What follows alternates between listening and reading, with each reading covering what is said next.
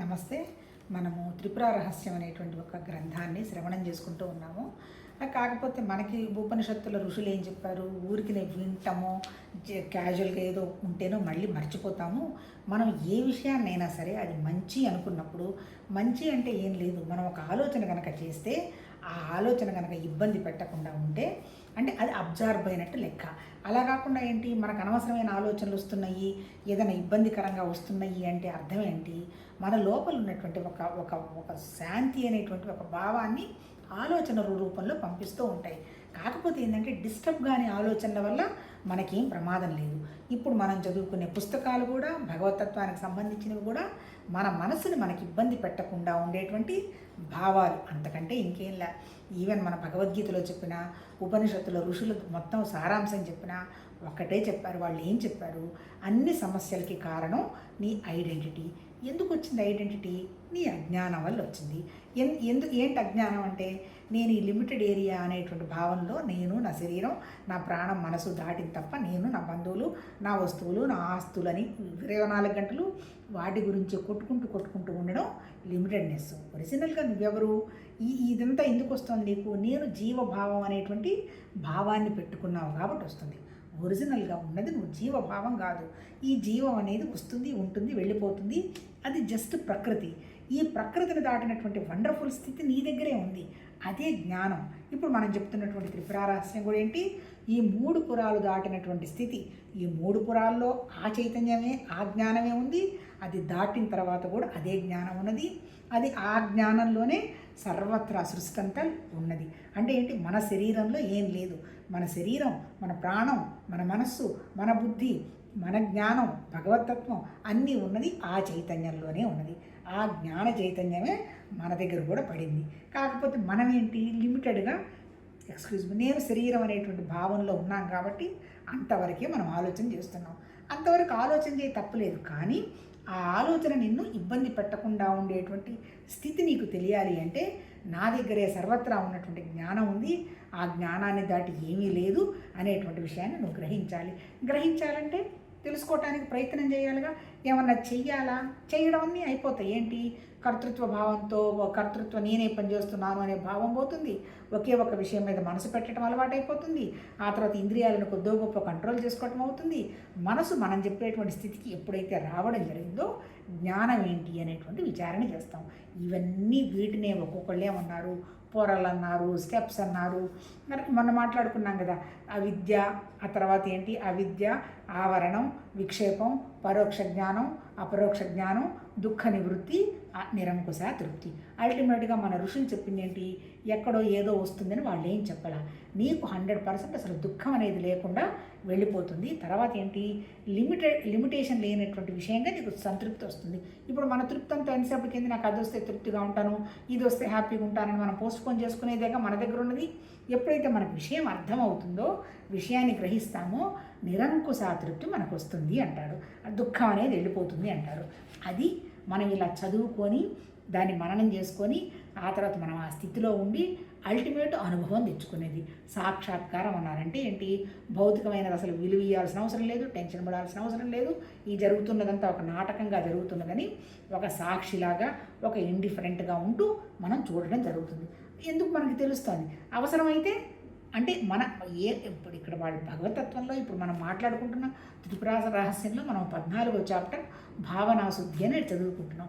సృష్టి వ్యక్తమైందే స్వచ్ఛమైన భావంతో వ్యక్తమైంది కాబట్టి అది లేకపోయినా ఉన్నట్టు మనకు కనపడుతుంది అన్నాడు. మరి మన భావాలు ఎందుకు నెరవేరటం లేదు అంటే మనం లిమిటెడ్గా పెట్టుకున్నాం అన్నాడు. ఇప్పుడు చెప్పింది ఏంటి, నువ్వు భావశుద్ధిని పెంచుకోవాలి అన్నాడు. ఎట్లా పెంచుకుంటావు భావశుద్ధి? సంకల్పం చెయ్యి మంచిదే, కానీ వికల్పాలు చేయవాకు. అంటే అవుతుందా కాదా, అవుతుందా అనేటువంటి భావం పెట్టుకోవాకు. అంటే ఏంటి, జరుగుతుంది అనేటువంటి భావంలోనే నువ్వు చేసుకుంటూ కనుక పోతే నువ్వేమనుకుంటే అది జరుగుతుంది. కాకపోతే అనుకునేవన్నీ భౌతికంగా ఉన్నాం అనుకోవడం ఎందుకు, అవి ఎట్లానో లిమిటెడ్గా మనకే తెలుస్తుందిగా. ఇప్పుడు వచ్చింది బిడ్డలాగా పుట్టాము, యంగ్ ఏజ్ వచ్చింది, తర్వాత మళ్ళీ మిడిల్ ఏజ్ వచ్చింది, ఓల్డ్ ఏజ్ వచ్చింది, ఇదంతా మనకు తెలుస్తూనే ఉంది. ఎందుకు తెలుస్తుంది? ఇదంతా జస్ట్ ప్రకృతి. ఒక చెట్టు ఒక 3 నెలలకి కాయలు వస్తాయి, కొన్ని సంవత్సరాలు వస్తాయి. అంటే ఏదో ఒకటి ప్రకృతిలో రావడం, ఉండడం, వెళ్ళిపోవడం సహజం. దానికి అనుగుణంగానే మన ఉపనిషత్తుల ఋషులు కూడా 3 గుణాలు చెప్పారు. సత్వగుణం, తమోగుణం, రజోగుణం. దానికి అనుగుణంగానే సృష్టి స్థితి లయ, దానికి అనుగుణంగానే సుషుప్తి స్వప్నావస్థ జాగృత అవస్థ అన్నారు. అంటే దానికి అనుగుణంగానే మన భౌతిక శరీరం, లోపల ఉన్నటువంటి మన ఆది దైవిక శరీరం, లోపల ఉన్నటువంటి ఆధ్యాత్మిక శరీరం అన్నాడు. ఆది భౌతికం అంటే ఏంటి? నా శరీరం కనపడుతుంది. ఈ కనపడుతున్న శరీరానికి ఏంటి? నేనే శరీరం అనుకున్నప్పుడు నాకు 100% ధర్మాలు ఉన్నాయి. ఏంటి ధర్మాలు? తల్లిదండ్రులు సరిగా చూసుకోవటం, పిల్లల్ని సక్రమంగా పెంచడం, ఏదో అంటే ఇవన్నీ మన ఋషులు పెట్టినటువంటి ధర్మాలు. మంచి ఆలోచించడం, మంచి మాట్లాడటం, ఎక్కడ చూసినా మనకు కొద్దో గొప్ప మనం ఏదైనా చేతగలిగినటువంటి వ్యవహారంగా మన ఆలోచనలు పంపించడం, అది ఆది భౌతికం. ఎప్పుడు? నేనే శరీరం అనేటువంటి భావం మన దగ్గర ఉన్నది. ప్రాణం పోయిందాక ఉంటుందేమో నాకు తెలియదు, ప్రస్తుతం అయితే మాత్రం మన శరీరం ఉంది అనేటువంటి విషయం మనకు అవగాహన అవుతుంది. దాన్ని ఆది భౌతికం అన్నారు. అది తమో గుణం. రెండోది ఏమన్నారు? సూక్ష్మ శరీరం అన్నారు. అక్కడేముంది? ఆది దైవికం అన్నారు. చాలామంది ఏంటి మనసు అంటుంటారు, హృదయం అంటుంటారు. నిజం చెప్పాలంటే సూక్ష్మ శరీరంలో మనసు ప్రాణం కలిసే వచ్చాయి, మనసు ప్రాణం కలిసే వెళ్ళిపోతాయి. అది సూక్ష్మ శరీరం, అది ఆది దైవికం. ఆది దైవికం అంటే ఏంటి? మనం ఇప్పుడు పూజ చేశాము, లేదంటే ధ్యానం చేశాము, లేదన్నా సేవ చేశాము, ఇవన్నీ ఆది దైవికం కిందకే వస్తాయి. కాకపోతే మనం అర్థం చేసుకోవాల్సింది ఏంటి? ఎప్పుడు మనం ఎల్కేజీలోనే కూర్చొని ఉండకూడదు. అంటే ఒక క్లాస్ నుంచి దాటాలి. ఒక 15 సంవత్సరాల నుంచి రెడీ అవుతున్నాము, బంగారాలు పెట్టుకున్నాము, పూజలు చేస్తున్నాము, ఏంటి ఎందుకు చేస్తున్నాము అనేటువంటి అవగాహన రావడం ఆది దైవికంగా ఏంటి? ఎప్పుడు వస్తుంది అది? నాకు ఇంకా భౌతికంగా నాకు ఇంకా ఏమీ అవసరం లేదు. ఆ తర్వాత నా మనసు కొద్దో గొప్ప ఎక్కడంటే అక్కడ నిలబడే స్థితికి వచ్చింది. ఆ తర్వాత ఒకే పాయింట్ మీద నిలబడి ఎంతసేపు అయినా ఎక్కడైనా చేయగలిగేటటువంటి సిచ్యువేషన్ వచ్చింది. ఆ తర్వాత ఒక ప్రదేశం కానీ, ఒక కాలం కానీ, ఒక వస్తువు కానీ మన ఇబ్బంది పెట్టడం లేదు అనేటువంటి స్థితి కనుక మనం దాటితే, ఆది దైవికం దాటితే దాన్ని ఆధ్యాత్మికం అన్నారు. ఆధ్యాత్మికం అంటే ఏంటి? కారణ శరీరం అన్నారు, సత్వగుణం అన్నారు. కారణం ఏంటి? అసలు ఎందుకు వచ్చాం మనం? నిజం చెప్పాలంటే ఏంటి? భౌతికం వస్తుంది, ఉంటుంది, వెళ్ళిపోతుంది. ఇవాళ కూడా ఏదో డిస్కషన్లో వచ్చింది, అసలు గ్రీఫ్ ఎందుకు అంటారు. గ్రీఫ్ ఎవరు? గ్రీఫ్ అంటే దుఃఖం. ఎందుకు దుఃఖం? దుఃఖం ఉంటుంది, కానీ దుఃఖపడేవాడు లేకపోతే దుఃఖం లేదు. మన ఉపనిషత్తుల ఋషులు చెప్పింది అదే. దుఃఖపడేవాడు లేడు, అనుభవించేవాడు లేడు, ధ్యానం చేసేవాడు లేడు, చేసేవాడు లేడు అనేటువంటి స్థితికి కనుక మనం వస్తే, ఎప్పుడు వస్తాము? మన దగ్గర ఉన్నటువంటి జీవభావం కనుక పోతే, మనం అదేననేటువంటి విషయంగా మనకు వస్తే ఇంకా దుఃఖాలు లేవు, పాడు లేవు, ఏమీ లేవు. దుఃఖం అంతా శరీరానికి సంబంధించేను, ఈ తయారు చేసుకున్నటువంటి బంధాలకేను ఇవి ఉంటాయి, అవి మన ద్వారా జరుగుతున్నాయి అనేటువంటి జ్ఞానస్థితిలో ఉండి, సత్యస్థితిలో ఉండి దీన్ని ఉపయోగించడం మొదలు పెడతాం. దాన్ని నాటకంగా తీసుకోమన్నారు. రామలీల అన్నారు, కృష్ణలీల అన్నారు, లేదంటే ఇదంతా మిథ్య అన్నారు, ఏవో రకరకాల పేర్లు పెట్టుకున్నారు. అల్టిమేట్ ఏంటి?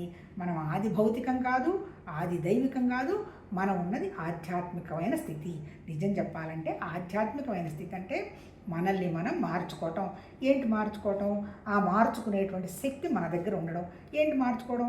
శరీరానికి సంబంధించిన విషయాలకు సంబంధించినటువంటి దుఃఖం లేదు, నేను అది కాదు అనేటువంటి విషయంగా నేను మారాలి అనేటువంటి విషయాన్ని గ్రహించడం.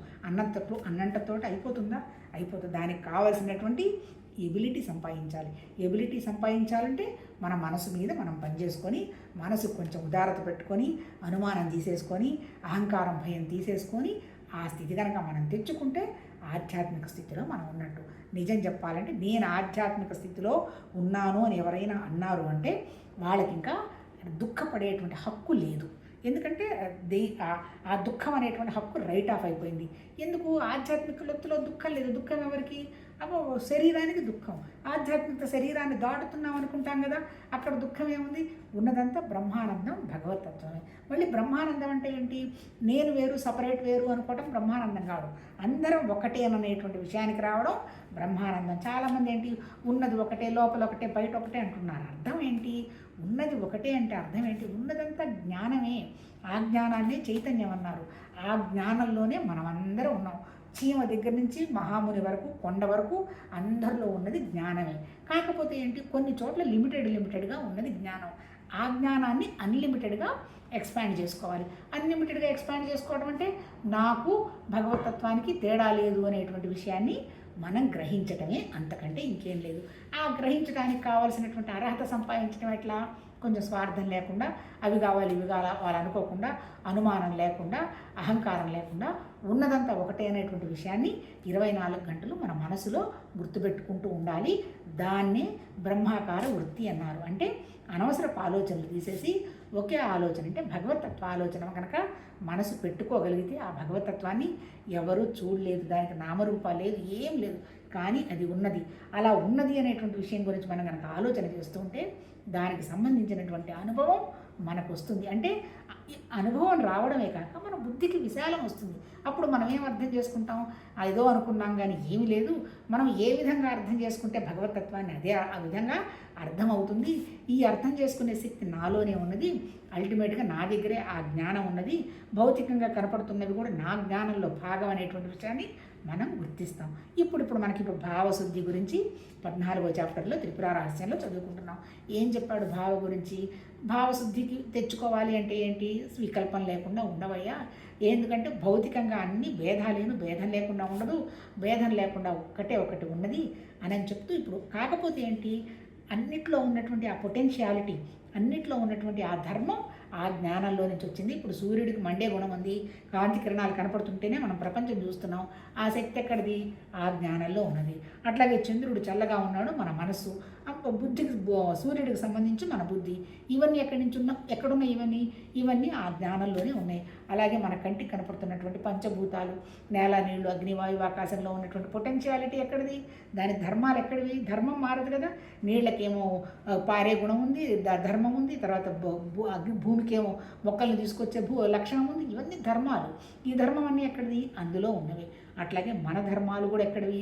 అందులో ఉన్నవి అనుకున్నప్పుడు మనం ఈ భౌతికంగా వాడుతున్నటువంటి మన శరీరం కానీ, ఆ దైవికంగా వాడుతున్న మన మనసు, ప్రాణం కానీ అందులోనే ఉన్నామనేటువంటి విషయం గ్రహించినప్పుడు మనకి ఏ దుఃఖము లేదు అనే విషయంగానే ఈ త్రిపుర రహస్యం చెప్తూ మన భావాలను ఎలా డెవలప్ చేసుకోవాలనే దాంట్లో నిన్న మనం కొంతవరకు చదువుకున్నాం. సూర్యుల్లో నుంచేటువంటి వేడి అందులో నుంచే వచ్చింది, ఉన్నది ఒకటేనంటూ నిన్న మనం అద్దానికి సంబంధించిన ఉదాహరణలు ఉన్నాయి, దాన్ని చూద్దాం అనుకుంటున్నాము. ఈ అద్దం ఎప్పుడు నాకు కొంచెం కన్ఫ్యూజన్గానే ఉంటుందప్ప. ఎందుకు? అద్దం ఉదాహరణలు డిఫరెంట్గా చెప్తాడు. డిఫరెంట్గా చెప్పడం అంటే కూడా అంటే ఏంటి, ఒక్కొక్క కాన్సెప్ట్లో ఒక్కొక్క రకంగా చెప్తారు. మీరు ఏ ఉదాహరణ తీసుకోండి, మహానుభావులు మన ఋషులు ఒకటే ఉన్నది అనే దానికి బంగారం ఉదాహరణ తీసుకున్నారు, నీళ్లు ఉదాహరణ తీసుకున్నారు, మట్టి ఉదాహరణ తీసుకున్నారు, తర్వాత ఇంకొకటి ఏంటి, ఇలా అద్దం ఉదాహరణ తీసుకున్నారు, ఆ తర్వాత తాడు ఉదాహరణ తీసుకున్నారు. మనకేంటి, తాడు పాములాగా కనపడుతుంది, పోయి మనకు దగ్గరకు పోయి ఇట్లా చూస్తే జస్ట్ అది తాడేనని తెలుస్తుంది. అంటే ఏంటి, మనం పడుతున్న వాటన్నిటికీ ఏదో ఉందని పడుతున్నాం, ఏదీ లేదు, మనం అందరం అందులో ఉన్నప్పటికీ మనకి టెన్షన్ ఏముందనేటువంటి విషయం మనకు అవగాహన అవుతుంది. కుండలు, పెంకులు అవన్నీ కూడా మట్టిలో నుంచి వచ్చినవి, ఉన్నది మట్టి అయితే ఆ ఒక్కటి ఆ చైతన్యం అంటాడు. అట్లాగే సముద్రంలో ఉన్నటువంటి అలలు, బుడగలు అన్నీ నీళ్లల్లో ఉన్నవే. నీళ్ళే అన్నప్పుడు నీళ్లు లేకుండా అలలు ఎక్కడ వచ్చాయి, బుడగలు ఎక్కడ వచ్చాయి, మన పరిస్థితి కూడా అంతే. తర్వాత బంగారాన్ని కలిగించి బోలెడు ఆర్నమెంట్స్ తయారు చేయొచ్చు, కానీ దానిలో ఉన్నటువంటి ముడిసరికి ఏంది? బంగారమే. ఇప్పుడు ఇక్కడ చెప్పింది అది. ఇప్పుడు ఈ అద్దం గురించి ఇందులో ఏం ఉదాహరణలు ఇస్తాడో మనం చూద్దాము. ఓకే, ప్రతిబింబం అద్దంలో ఎలా ఇమిడి ఉండునో అలాగే భాసకమైన చైతన్యంలో భాస్యమైన జగత్ ఇమిడి ఉన్నది. ఇప్పుడు అద్దం ముందెళ్ళి నిలబడతాము, నేను ఒక్కదాన్ని నిలబడతాను, అద్దంలో నేను కనపడతాను. అద్దంలో కనపడేదాన్ని ఏమన్నారు? నా ప్రతిబింబం అన్నాడు. ఎక్కడి నుంచి వచ్చింది అద్దంలో ప్రతిబింబం? బింబంలో నుంచి వచ్చింది. ఈ బింబం ఎక్కడి నుంచి వచ్చింది? ఆ చైతన్యంలో ఉండబట్టి ఇక్కడ బింబం ఉంది, బింబం ఉండబట్టి ప్రతిబింబంలో ఉంది. బింబం సపరేట్ కాదు, ప్రతిబింబం సపరేట్ కాదు, అద్దం ఒకటే ఉన్నది. అద్దం అంటే ఆ భగవతత్వం ఉన్నది. అది కూడా మళ్ళీ అద్దం అంటే అదేదో కదలకుండా ఉండేటువంటిది కాదు, జ్ఞానం ఉన్నటువంటి అద్దం. ఉదాహరణ కొరకు అద్దం చెప్పాడు. అలా ప్రతిబింబం అద్దాన్ని ఎలా అతిక్రమించి ఉండదో అలాగే జగత్తు కూడా ఆత్మ చైతన్యాన్ని అతిక్రమించి ఉండదు. ఇప్పుడు నేను అద్దంలోకి వెళ్ళి నిలబడ్డాను. ఇప్పుడు అద్దాన్ని దాటి నేను ఎక్కడ ఉంటాను? అద్దం లోపలే కనపడతాను. ఇప్పుడు ఇక్కడ చెప్పడం ఏంటి, మనం అందరం కూడా ఆ ఆత్మ చైతన్యం అనేటువంటి జ్ఞానంలోనే మనం ఉన్నాము, మనం సపరేట్గా లేదు అని చెప్పడం ఇక్కడ ఉద్దేశం. నిండుగా గట్టిగా ఏకరూపంగా ఉన్న అద్దంలో దానికి భిన్నంగా వేరొక పదార్థం, ఒక నగరం ఎదుటి ఉండడం ఎట్లా సంభవమో అలాగే పరిపూర్ణం చైతన్య ఘనం ఏకరూపమైన ఆత్మలో దానికి భిన్నంగా వేరొక వస్తువు జగత్తు ఉండడం అసంభవం అంటాడు. అంటే అద్దంలో మనం ఉంటేనే కనపడతాం, లేకపోతే కనపడం. అంటే అద్దం వల్ల కాదు, అంటే మనం అంటే ఆ చైతన్యం ఉండడం వల్లనే మనం అద్దంలో ప్రతిబింబిస్తున్నాం. ఇప్పుడు ఇక్కడ చెప్పదలుచుకున్నది ఏంటి అంటే ఆ చైతన్యం ఉండబట్టే మనమందరం ఉన్నది చైతన్యంలోనే. అంటే చైతన్యం లేకపోతే, జ్ఞానం లేకపోతే మనం ఉండే ప్రసక్తి లేదు. అందుకని ఇప్పుడు మనం తెలుసుకోవాల్సింది ఏంటి, ఉన్నదంతా చైతన్యమే, ఉన్నదంతా భగవతత్వమే, నా దగ్గర ఉన్నది, ఎదురుగా ఉన్నది, సర్వత్రా ఉన్నది. దానికి మనం ఎందుకు టెన్షన్ పడడము? అందుకని ఏంటి, ఒకవేళ ఏదైనా పని జరిగిపోతుంది, కేవలం భగవతత్వంలో భాగంలాగా ఒక పార్ట్గా జరిగిపోతుంది. ఈ జరుగుతున్న పని అంతా కూడా చైతన్యమే అంటాడు. అంటే ఇప్పుడు నేను చెడ్డ ఆలోచన ఆలోచించినా దానికి కారణం జ్ఞానమే. అంటే అది ఉండబట్టే మనం అన్నీ చేసుకుంటూ పోతున్నా ఉంటున్నాం. కాకపోతే ఏంది, మనం నెగిటివ్గా ఆలోచించి ఏదైనా చేస్తే అప్పుడు మనమేమనుకుంటాం, అప్పుడు మనం చైతన్యం అని అనుకో. ఎందుకంటే అక్కడ ఉన్నటువంటి జ్ఞానం, ఆలోచన స్వచ్ఛంగా, ఆ స్వచ్ఛాన్ని దాటి మనం ఆలోచిస్తే మనం ఎట్లా ఉన్నాం, పొరపాటు చేస్తున్నాను అనే విషయం నాకు తెలుస్తుంది. ఎప్పుడైతే నేను పొరపాటు అనుకుంటున్నానో నా మనసు యాక్షన్లోకి వచ్చేస్తుంది, నా ప్రాణం వచ్చేస్తుంది. అప్పుడు ఏమవుతుంది, అప్పుడు శరీరం ద్వారా జరుగుతున్నది కరెక్ట్గా చేయటం లేదు అనేటువంటి అవగాహన వస్తుంది. అప్పుడు మనం ఆ చైతన్యంలో నుంచి జారిపోయి వ్యష్టిగా ఉండిపోతాం. అంటే ఏంటి, జీవభావంలోకి వచ్చేస్తాం. అంటే సమస్యలన్నీ ఎక్కడ, నేను జీవుణ్ణి అనేటువంటి భావమే బాధ. మనసుకి టెన్షన్ లేదు, శరీరానికి టెన్షన్ లేదు, బుద్ధికి టెన్షన్ లేదు, జ్ఞానానికి టెన్షన్ లేదు. ఎక్కడ టెన్షను, ఒక భావానికే టెన్షను. ఏ భావం, నేను జీవుణ్ణి అనేటువంటి భావం. జీవుణ్ణి అనేటువంటి భావం మనం తీసేయగలిగితే ఇంకా అసలు ఏమీ లేదు, ఉన్నదంతా ఒకటే అనేటువంటి విషయం అర్థమవుతుంది. అది మనమేనని కూడా తెలుస్తుంది. అది చెప్తున్నాడు. అంటే ఏంటి, ఆ చైతన్యానికి వేరుగా ఇంకొకటి ఏమీ లేదు. అంటే ఉన్నది ఒకటే జ్ఞానం, అన్నీ అందులోనే ఉన్నాయి అని చెప్తున్నాడు. ఎన్ని విధములైన ప్రతిబింబములు వస్తూ పోతూ ఉన్నా అద్దం ఏ వికారాన్ని పొందకుండా ఒకే రూపంలోనే పరిశుద్ధంగా ఎలా ఉండనో, అలాగే చిత్ర విచిత్రములైనటువంటి జగత్ ప్రతిబింబములు ఎన్ని వస్తూ పోతూ ఉన్నా సృష్టి యందు, ప్రళయమునందు ఆత్మ చైతన్యం కూడా ఏ వికారాన్ని పొందకుండా ఏకరూపంగా పరిశుద్ధంగా ఉంది. కానీ ఆత్మ కేవలం అద్దం వంటిది కాదు. అద్దం అచేతనం, ఆత్మ చైతన్య ఘనం, స్వతంత్రం. ఎదుట వస్తువు ఉన్నప్పుడే అద్దంలో ప్రతిబింబించడం. ఇక్కడ అద్దంతో పోలుస్తున్నాడు, కానీ మన చైతన్యం అద్దం అంత గట్టిదేం కాదు అంటాడు. అంటే అర్థం ఏంటి, అద్దంలో ఉంటేనే కనపడిపోతుంది, లేకపోతే కనపడదు. కానీ అక్కడ చైతన్యం ఏంటి, అఖండమైనది, ఘనమైనది, సర్వస్వతంత్రమైనది. మనమందరం అందులోనే ఉన్నాం, కానీ అది ఎందులో లేదు. అంటే ఏంటి, ఇప్పుడు దుఃఖం అంటే ఏంటి, నా దగ్గర జ్ఞానం ఉంది కదా, దాన్ని బండి కర్మ నాకేం వచ్చింది, నేను ఎందుకు ఇబ్బంది పడాలని మనం అనుకోవచ్చు. కానీ ఇక్కడ విషయం ఏంటి, అది ఉంది. ఎట్లా ఉంది, జస్ట్ నేను ఉన్నాను, ఉండటం జరిగింది అనేటువంటి ఒక సాక్షిభావంగా ఉన్నది. మరి తెలుస్తున్నదంతా ఎవరికి, అది ఉన్నదని ఎవరికి తెలుస్తోంది, చూడటానికి లేదు, చూడలేము. కానీ దాని యొక్క శక్తి తెలుస్తోంది. ఏంటి శక్తి, ప్రకృతి తెలుస్తోంది. అంటే ఇప్పుడు నేనున్నాను, నా శరీరం నేనున్నానని ఎవరికి తెలుస్తుంది, నాకే తెలుస్తుంది, నా మనసుకు తెలుస్తుంది, నా శక్తికి తెలుస్తోంది. అంతే. అంటే ఇప్పుడు ఇక్కడ చెప్పదలుచుకున్నది కూడా ఏంటి, ఆ చైతన్యం ఉన్నది, కానీ ఆ చైతన్యానికి సంబంధించినటువంటి శక్తి తెలియడం ఎవరికి ఎలా తెలుస్తోంది, ప్రకృతి ద్వారా తెలుస్తోంది. మరి ఇప్పుడు దుఃఖం ఎవరికి, ప్రకృతికే దుఃఖం, ఆ చైతన్యానికి ఏం దుఃఖం లేదు. వండర్ఫుల్ జ్ఞానం, అది సర్వత్రా ఉంది, చూసుకుంటూ కూర్చొని మనం అందులోనే ఉన్నాము, మనం కూడా దానిలోనే ఉన్నాము. అలాంటి వాళ్ళమే మనము అనిందాక ఈ జీవభావము, ఈ మనస్సు, ఈ ఆలోచనలు పోవడం కష్టం. కాకపోతే అదే ఉన్నది అనేటువంటి ఆ బ్రహ్మాకార వృత్తిని గనక పట్టుకున్నామంటే మన ప్రయాణం మొదలవుతుంది. ఈ ప్రయాణంలో మనకు తెలియకుండానే రకరకాల విషయాలన్నీ మనకు అర్థం అవ్వడం మొదలవుతుంది. ఎప్పుడైతే మన బుద్ధికి అవన్నీ అర్థమవుతూ ఉన్నాయో, వావ్ ఎంత బాగుంది అనేటువంటి భావంతో వెళుతూ ఉంటాం. చివరికి మనం కూడా లేకుండా ఉన్నదా ఒకటే అనేటువంటి విషయం అవగాహనకు రావడం జరుగుతుంది. మహానుభావులు చెప్పటం జరుగుతుంది. అంటే ఏంటి, ఎన్ని రకరకాల వేషాలు ప్రకృతిలో ఉన్నా ఈ ప్రకృతికి సంబంధించిన వేషాలు ఏమి అక్కడ అంటావు. కాకపోతే దాని దగ్గర ఉన్నటువంటి జ్ఞానశక్తి, దాని యొక్క ధర్మం ఇక్కడ ఉండొచ్చు. కానీ ఆ ధర్మాన్ని కనుక దాటింది అంటే దాని కర్మ దానికే, కానీ జ్ఞానానికి ఏమీ సంబంధం లేదు. అంటే ఏంటి, వండర్ఫుల్, స్వచ్ఛమైన. అందుకే అంటారు కదా, పూర్ణమద పూర్ణమిదం పూర్ణస్య మాదాయ పూర్ణమేవ, అదే ముందు కదా. అంటే అర్థం ఏంటి, అది పూర్ణం, అది సంపూర్ణం, స్వచ్ఛం. కానీ మనం వచ్చిపడ్డాం, ఆ దాంట్లో నుంచి వచ్చిపడ్డాం, కానీ ఆ సంపూర్ణత్వాన్ని పోగొట్టుకున్నాం. ఇప్పుడు మనం చేయాల్సింది, మనం కూడా పూర్ణం అనేటువంటి విషయాన్ని మనం ముందు 100% నమ్మడం. అందుకే ఋషులు చెప్తారు, నువ్వు ఒప్పుకున్నా ఒప్పుకోకపోయినా నువ్వు డివైనే, నేను డివైనే, సర్వత్రా ఉన్నది డివైనే, అంతా అందులోనే ఉన్నది. ఇప్పుడు నిజంగా కూడా ఇప్పుడు సైంటిఫిక్గా కూడా ఇప్పుడు కొంచెం కొంచెం ప్రూవ్ అవుతుంది. క్వాంటమ్ మెకానిజం అదంతా వచ్చిన తర్వాత మన దగ్గర ఏముంటే మనం అదే చూస్తాము, మన దగ్గర లేనిదేది మనకు కనపడదు. ఇప్పుడు నిన్న కూడా ఈరోజు ఏదో వీడియో వింటున్నాను, ఎవరు పిల్లవాడు చేస్తున్నాడు, కళ్ళు ఉన్నాయి, ఇప్పుడు కుక్క ఉంది, కొంతవరకే కళ్ళతో చూడగలట. అలాగే పక్షులు ఉన్నాయి, బ్రహ్మాండమైన కలర్లన్నీ చూడగలుగుతాడు పక్షులు. మన కంటికి ఎంత కెపాసిటీ ఉంది, కొంతవరకే ఉంది. కానీ ఇది ఇంతకంటే నువ్వు చూడగలవు అని చెప్పగలిగినటువంటి శక్తి ఎవరికి ఉంది? మన మనసుకు ఉంది. అంటే స్పెసిఫై చేస్తుంది మనసు. కానీ కళ్ళు ఏంటి? చూస్తాయి అంతే. ముక్కు ఏంది? వాసన చూస్తుంది అంతే. చెవులేంది? వింటాయి. మన హృదయం ఏంటి? స్పర్శ. అంతవరకే. కానీ అంటే అంతవరకే, అంటే అందుకని దాన్ని ఏమన్నారు? కళ్ళు చూడడం మాత్రమే అన్నారు. అందుకని వాటిని తన్మాత్రలు అన్నారు. ఇంద్రియాలు జస్ట్ తన్మాత్రలు. వాటిని నడిపించేది ఎవరు? లోపల మన దగ్గర ఉన్నటువంటి మన ఆలోచన, మన దగ్గర ఉన్నటువంటి ప్రాణశక్తి. ప్రాణశక్తి వండర్ఫుల్గా ఉండాలి అంటే మన మనసులో ఉన్నటువంటి ఎమోషన్స్ అని తగ్గిపోయి, అందుకే చెప్తున్నారు కదా, ప్రస్తుతంలో ఉండి సంతోషంగా పనిచేయండి. అర్థం ఏంటి? సంతోషంగా పనిచేసేది ఎవరు? పని చేసేది ప్రాణమే, చేసేది ఇంద్రియాల ద్వారానే. దానికేం తెలియచావదు నేను చేస్తున్నానా చేయలేదని. అది ఐడెంటిఫై చేసేది ఎవరు? మనసు ఎమోషన్ బాండేజ్ లేకుండా నేను హ్యాపీగా ఉండి పనిచేస్తున్నాను అంటే వచ్చే లాభం ఏంటి? ప్రాణశక్తి పెరుగుతుంది. ఇప్పుడు మనకు సైంటిఫిక్గా కూడా చెప్తున్నారు కదా, గట్టుకి బ్రెయిన్కి సంబంధం ఉంది అంటే ఏంటి? కలిసి వచ్చింది ప్రాణశక్తి, మానసిక శక్తి కలిసి వచ్చింది. శరీరాన్ని పట్టుకున్నాయి అనుభవాల కోసం. మళ్ళీ ఈ అనుభవాలు ఎక్కడ?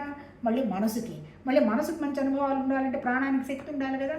నిజమే, కొన్ని వేల సంవత్సరాల నాడే ఏ పరికరాలు లేకుండా మన ఋషులు స్వచ్ఛమైనటువంటి మానసిక స్థితిలో ఉండి భగవతత్వం ఎలా ఉందో అలా ఉండి అలా వేదాలని ఉపనిషత్తుల్ని వాళ్ళు రిసీవ్ చేసుకున్నారు. అందుకే వాటిని అపరుషేయాలంటారు. ఎవరికి చెప్పినవి కాదు, వాళ్ళకి అవగాహనకు వచ్చింది. ఆ అవగాహనకు వచ్చింది వాళ్ళ అనుభవానికి తెచ్చుకొని మనబోటి మానవులకి చెప్పారు. అది ఎన్ని లక్షల సంవత్సరాల నాడు చెప్పారో తెలియదు, ఇప్పటికీ మన అర్థం కావడం లేదు. వాళ్ళు ఎట్లయితే మనసును ట్యూన్ చేసుకోమని చెప్పారో అలా చేసి వాళ్ళు జీవించారు. ఇప్పటికీ కూడా మనకి భౌతికంగా ఎన్నో వచ్చినా మనసును మనం ఎలా దాన్ని మేనేజ్ చేసుకోవటంలో మనకు అర్థం కావడంలా. వాళ్ళు చెప్పిన ఒక చిన్న ప్రిన్సిపుల్ ఏంటి? భగవంతుడి కంటికి కనపడడు, నామరూపాలు లేని భగవతత్వం ఉన్నది. దానిని అనుభవంలోకి తెచ్చుకోగలవు. ఎట్లా తెచ్చుకోగలవు? డిస్కవరీ అంటాడు. ఏంది ఆ డిస్కవరీ వల్ల నాకు వచ్చే ఉపయోగం? నీ బుద్ధి వికాసం అవుతుందమ్మా, మనసుకు శాంతి వస్తుందమ్మా, ప్రాణశక్తి పెరుగుతుందమ్మా, శరీరం ద్వారా జరుగుతున్న ప్రతి పని భగవతత్వంలో భాగంగా జరుగుతుందమ్మా అని ఆ ఋషులు చెప్పారు. అంతకంటే వాళ్ళు ఎక్కడ ఏదో ఈ గుడులు కట్టండి, గుడులకు వెళ్ళండి, దానాలు చేయండి, అవి స్వర్గం ఉంది నరకం ఉంది అని వాళ్ళు ఎక్కడ చెప్పల ఉపనిషత్తుల్లో. తర్వాత సబ్సిక్వెంట్గా వాళ్ళు ఇంకొంచెం అందరికీ భయపడతారు, జాగ్రత్తగా ఉంటారు అనేటువంటి పద్ధతులతోటి ఈ రూల్స్ రెగ్యులేషన్స్ అన్నీ పెట్టుకొని వస్తారు. అందుకని ఇవన్నీ మనం చేసేటప్పుడు ఇది ఎంతవరకు సబబు, నాకు ఇది అవసరమా కాదా అని గ్రహించాలి. ఈరోజు కూడా ఏదో చిన్న పిల్లల వీడియో అది చాలా పాపులర్ అవుతున్నట్టుంది. నాది బ్రేకప్ అయింది, ఎందుకు బ్రేకప్ అయింది, మంచిగానే ఉన్నాడు, మాట్లాడటం లేదంటే జ్యోతిష్యుడు ఉన్నాడు కనుక్కో అని చెప్తున్నారు. మాడు మీద గొట్టబుద్ధి వేస్తుంది. జ్యోతిష్కులకి వాళ్ళ సంగతే వాళ్ళకి తెలియదు. మనం ఉండే పెళ్లి సంగతి వాడికి ఏం చెప్తాడు? పెళ్ళి అంటే ఏంటి? ఒక మనిషిని మనం అర్థం చేసుకోవాలి, మంచిగా ఆలోచించాలి, ఈమెతోట నేను లైఫ్ లాంగ్ ఉంటున్నాను అనేటువంటి మానసికంగా ఆ భావాన్ని స్ట్రాంగ్ చేసేయాలి. చేసిన తర్వాత చిన్నవి వస్తాయి. ఒక మనిషి ఇంట్లో తల్లిదండ్రులతోటే మనం అడ్జస్ట్ కాలేము, మరి ఎక్కడో పుట్టిన వాళ్ళతో మనం ఎలా అడ్జస్ట్ అవుతాము? మరి జ్యోతిష్కుడు వచ్చి ఏం చేస్తాడు? జ్యోతిష్యుడికి ఏమైనా తెలుసా మన పెళ్లి సంగతి? ఈ జాతకాలు ఇవన్నీ కూడా సబ్సిక్వెంట్గా పెట్టుకుంటూ వచ్చిందంటే మరి మీకు జ్యోతిష శాస్త్రం లేదా అమ్మ అనవచ్చు. ఉండొచ్చు, మహానుభావులు ఆ రోజుల్లో స్వచ్ఛంగా ఉన్నవాళ్ళు చెప్పుండొచ్చు. ఎక్కడైతే డబ్బులు అడిగారో అక్కడ వ్యాపారం ఉందనేటువంటి విషయం గుర్తుపెట్టుకోండి. వ్యాపారం డబ్బులు ఉన్నాయి అంటే అది వర్కౌట్ అవ్వదు. వాళ్ళు వ్యాపారం కోసం పెట్టుకున్నారు. ఆ మాత్రం బుద్ధి వికాసం మనం ఏమంటారు 2225లో మనం తెచ్చుకోలేమా? తెచ్చుకోవాలి. తెచ్చుకోమనే ఋషులు చెప్పారు. చెప్పింది ఏది నా సొంతంగా చెప్పింది కాదు, మహానుభావులు ఋషులు చెప్పారు. నీ మనసు మీద బ్యాలెన్స్ చేసుకో, మనసును నిశ్చలంగా చేసుకో, బుద్ధి వివేకంగా వైరాగ్యంగా ప్రవర్తిస్తుంది. అప్పుడు ఎప్పుడైతే విషయం వివేకంగా వైరాగ్యంగా ప్రవర్తిస్తుందో నీకు ఊహలు కల్పనలన్నీ వెళ్ళిపోతాయి. ఉన్నట్టు విషయాన్ని అర్థం చేసుకుంటావు. ఈ ఉన్నట్టు విషయాన్ని అర్థం చేసుకోవటంలో ఏంటి నువ్వు గ్రహించేది? నా దగ్గర తప్ప ఏమీ లేదు, అన్నిటికీ మూలం నా ఆలోచనే. వీడు ఇతను మంచోడు కాదనుకుంటున్నాను కాబట్టి చెడ్డవన్నీ కనపడుతున్నాయి. ఇతను మంచివాడని నేను ఎప్పుడైతే ఫీల్ అయినానో అన్నీ మంచివి కనపడుతున్నాయి. ప్రతి మనిషి దగ్గర మంచి చెడు రెండు ఉంటాయి. అదే జీవత్వం. జీవత్వంలో ఒకటే పర్ఫెక్షన్ అనేది ఉండదు. ఆ పర్ఫెక్షన్లో నాకు ఇబ్బంది పట్టకుండా, నా ప్రాణానికి ఇబ్బంది లేకుండా కనుక ఉన్నవైతే నేను ఉండొచ్చు. లేదు, నా ప్రాణానికి ఇబ్బంది అయ్యే సిచ్యువేషన్ వస్తుంది, నువ్వు ఎవరిని కన్సిడర్ చేయడానికి అవసరం లేదు అనే విధంగానే మన హిందూ వివాహ చట్టం కూడా ఒక పిక్చర్లోకి వచ్చింది. 56లో ఇండిపెండెన్స్ వచ్చిన కొత్తలో హిందూ వివాహ చట్టం పెడతామంటే ఒరిజినల్ పార్టీలో ఉన్న వాళ్ళే ఒప్పుకోలేదు. నెహ్రూ ప్రపోజ్ చేసినప్పుడు ఎందుకు ఒప్పుకోలేదు? మన పెళ్ళిళ్ళంతా ఎక్కడో స్వర్గంలో అయినాయి, చచ్చినా బతికిన వాళ్ళతోనే పడి ఉండాలి, అంతే తప్ప పెళ్ళి బయటకు రావడానికి లేదన్నాడు. చాలా అన్యాయం. పెళ్ళికే ఉపయోగం లేని వాళ్ళు ఉంటారనుకో, ఎలా వాళ్ళ జీవితాలు దానికోసం సర్వనాశనం చేసుకుంటారు? వాళ్ళకి ఆలోచనే లేదు. వండర్ఫుల్. కానీ ఆలోచన ఉంది, నేను సుఖంగా ఉండలేకపోతున్నాను అన్నప్పుడు బయటికి రావాల్సిందే అనే పద్ధతుల్లోనే హిందూ వివాహ చట్టంలో విడాకులకు ఇదిగో సన్యాసాశ్రమం అవతల వాళ్ళు తీసుకుంటే మనం మళ్ళీ వాళ్ళకి విడాకులు ఇచ్చి పెళ్ళిళ్ళు చేసుకోవచ్చు. ఆ తర్వాత వాళ్ళు పిచ్చివాళ్ళు అయితే మళ్ళీ అందులో నుంచి బయటపడవచ్చు. వివాహం సంబంధానికి పనికి రాకపోతే బయటపడవచ్చు. లేదు, నా ప్రాణానికి ఇబ్బంది పెట్టేట్టుగా నన్ను ఇబ్బందులు పెడుతున్నారు అన్నప్పుడు అందులో నుంచి బయటపడవచ్చు అని కొన్ని రూల్స్ పెట్టడం జరిగింది. అల్టిమేట్ ఏమి లేదు. మన ఉపనిషత్తుల ఋషులు చెప్పటం కూడా మనని మించి ఏమీ లేదు. నేనున్నప్పుడే ఈ పుస్తకము, ఈ సెల్ ఫోను అన్నీ వస్తాయి. అసలు నేనే లేను, ఏమొస్తాయి? అందుకే నేను ఎలా ఉండాలి? నాది నాకు ముఖ్యం, నేను ఆనందంగా ఉండటం ముఖ్యం. కాకపోతే ఈ ఆనందంగా ఉండటం అనేటువంటి ముఖ్యంలో అవతల వాళ్ళని అన్యాయం చేస్తూ ఆనందంగా ఉంటున్నానా, ధర్మం ప్రకారం ఉంటున్నానా అనేటువంటి విషయాన్ని మనమే పరిశీలించుకోవాలనేటువంటి విషయంగానే ఈ మహానుభావులు చెప్పారు. ఈ ఒక్కటి అర్థం గురించి చదివి రేపు కంటిన్యూ చేస్తాను. ఇంకా అసలు ఈ టాపిక్లో, ఈ భావశుద్ధిలో అసలు ప్రకృతి ఏంటి, మనం ఏంటి అన్నీ చెప్పటం జరిగింది తప్ప అంటే ఏంటి, అసలు ఎట్లా మనం వచ్చామో దానికి కారణము ఏంది అని ఇప్పుడు ఒక్కసారి చూద్దాం. ఆత్మ యందు ప్రతిబింబం కనిపించటకు దాని ఎదురుగా వేరే ఒక వస్తువు ఉండక్కర్లేదు. తన స్వాతంత్రం యొక్క మహిమ వలన రెండవ వస్తువే లేకుండా తన యందే చరాచరమైన జగత్తును భాషింపజేస్తున్నది. కుండ రూపొందుటకు కుమ్మరివాడు, దాని దండం నిమిత్త కారణాలు, మట్టి దానికి ఉపాదాన కారణం. ఈ కారణాలు ఏమి లేకుండానే ఆత్మ తన యందే జగత్తును భాషింపజేస్తున్నది. అంటే ఏంటి? నిమిత్త కారణం, ఉపాదాన కారణం అంటారు. అమ్మ మేము నిమిత్త మాత్రంలో మాకేం తెలియదండి అంటారు. అంటే ఉపాదానం ఏదో ఉందన్నమాట, వేరే కారణం ఏదో ఎక్కడో ఉందంటే మనకి కనపడని కారణం. అట్లాగేంటి మీమాంస అంటారు, పూర్వ మీమాంస అంటారు, ఉత్తర మీమాంస అంటారు. పూర్వ మీమాంస అంటే ఏంటి? మనం చేసే పనులకి వాటికి సంబంధించినటువంటి ఫలాలు అంటారు. ఉత్తర మీమాంస అంటే జ్ఞానకాండ అంటారు. ఇప్పుడు మనం చదువుకున్నటువంటి త్రిపుర రహస్యం కంప్లీట్గా భగవతత్వానికి సంబంధించింది, జ్ఞానానికి సంబంధించింది. ఇక్కడెక్కడ కర్మకాండ లేదు. అంటే ఏంటి? నాకు కర్తృత్వ భావం కూడా నేను బయటకు వచ్చాను అనేటువంటి భావం ఉన్నవాళ్ళు భగవతత్వం తప్ప ఇంకొకటి ఏమీ అవసరం లేదు అన్న వాళ్ళకి సంబంధించినట్టు, అంటే సంబంధం అంటే ఆ ప్రయత్నంలో ఉన్న వాళ్ళకి. ఎందుకు భక్తి కూడా ఎందుకు? నాకు భయం వేస్తుంది, నాకు శాపం పెడతాడేమో దేవుడేమో అన్నప్పుడు అది కూడా మన స్వార్థపరమైన భక్తి. అలాంటి వాళ్ళకు కూడా భగవతత్వం సంగతి ఆలోచన ఉండదు. అలాగే నేను యోగా చేస్తాను, నా ఆరోగ్యం కాపాడుకుంటాను, నా శరీరం అన్న వాళ్ళకు కూడా భగవతత్వం విషయం అందుకునేది కష్టం. ఇప్పుడు చెప్పింది ఏంటి? ఈ 3 స్థితులు దాటిపోయినటువంటి స్థితి అద్వైతం, అంటే భగవతత్వం తప్ప ఇంకా ఏమి లేదు అనేటువంటి అవగాహనకు వచ్చిందనమాట. ఇక్కడ కారణం ఎఫెక్ట్ లేదు. ఎందుకు జరిగింది, నాకెందుకు, ఇప్పుడు ఈ పిల్లవాడు ఈ అమ్మాయిని ఎందుకు పెళ్లి చేసుకున్నాడు, కారణం తెలియదు, క్వశ్చన్లు అక్కర్లేదు అంటాడు. కారణం వై ఎందుకు జరిగింది లేదు, తెలియదు. కారణం ఏంటి తెలియదు, ఎలా జరిగింది తెలియదు. వై హౌ అనేటువంటి విషయాలన్నీ పోవాలని అద్వైత వేదాంతంలో చెప్తే ఇక్కడ ఏం చెప్తున్నాడు? ఇప్పుడు కుండ తయారు చేయడానికి మట్టి కావాలి, కరెక్టేను. కానీ భగవతత్వంలో కుండ మట్టితో సంబంధం లేదు. కేవలం ఒక జ్ఞానమైనటువంటి ఆలోచనతోనే సృష్టి అంతా వ్యక్తమైంది అంటాడు. దానికి ఉదాహరణ ఏమిస్తున్నాడు? ఇది రేపు కంటిన్యూ చేద్దాం కానీ చెప్తాను ఒక మాట. మన మనసునే ఉదాహరణగా చేస్తున్నాడు. మన మనసులో నాకు కోరిక ఉన్నది అనే దానికి లోపల ఏం పదార్థం ఉంది? ఏమి లేదు. అంటే పదార్థం లేకుండానే మనం ఆలోచన చేయటం మొదలుపెట్టాం. అంటే అర్థం ఏంటి? సృష్టి వ్యక్తం అవ్వడానికి ఏ పదార్థం లేదు.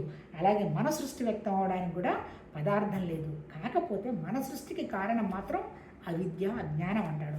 భగవతత్వ సృష్టిలో అవిద్య, అజ్ఞానం, కోరిక ఏమి లేదు. క్యాజువల్గా ఒక స్వచ్ఛమైనటువంటి ఆలోచన చేశాడు, సృష్టి ఉంటే బాగుంటుంది అని.